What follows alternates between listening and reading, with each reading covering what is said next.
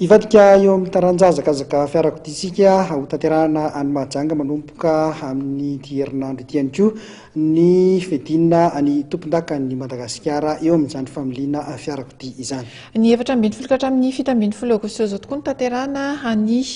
rally du Boen zany izay karakarain'ny team Mika Fanery raha ho an'ny équipage ny Bomas Bertin dia vonona izy ireo niatrika izay fifaninanana izay efa nanangy ho any an-toerana moa ity équipage ity.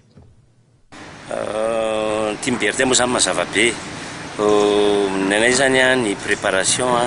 miezaka ny vonona foana zay manakariva fa tsy hoe amin'ny rally du Boen ihany zao ohatry amin'ny 2013 ty dia hoe vonona zay fa hatram'izay ka hatram'izao toy ny isataona zany io.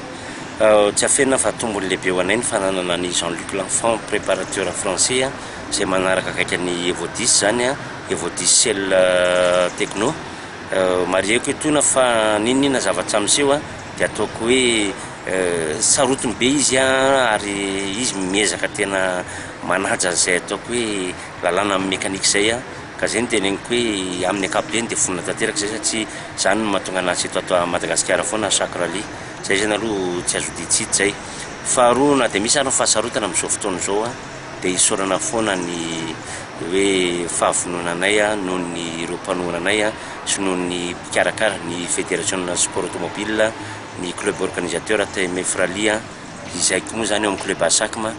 dia raina sy isaorana foana reny mpanohana sy mpikarakara reny ary tsy ho adino ianareo aina aman-jery journaliste zany sy ny officiel zay be mpikarakara ny rally ihany koa ary ny zareo amin'ny sécurité.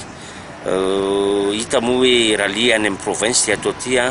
misy zavatra hoe fikarakarana tsy maintsy vanakely mahatonga Jean-Luc tsy maintsy manaraka anay dia mampinina zany satria tsy mitovy ny altitude aty Antananarivo sy any Majunga ka zay zavatra zay tsy maintsy resahana kely ihany rehefa tonga any amin'le hoe mampiditra an'le paramètre izy ka zay mahatonga anay hoe tsy maintsy mbola manaraka anay Jean-Luc any Majunga.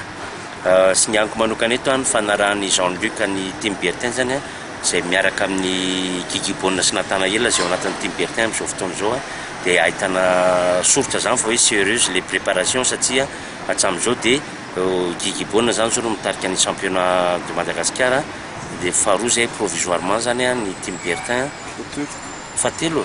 dia fatelo zany dia ny zavatra misy moa zany hoe ninona zavatra misy dia miezaka amin'ny vokatra tsara ho an'ny mpakafy anay zay satria na tsara na ho ratsy ny zavatra ataonay dia amin'ny farantsika efa afaka miteny nahazo vokatra tsara zay rehefa vita ny rally du Boen ka dia isaorana manokana zany mikarakara rehetra amin'ny ankapobeny.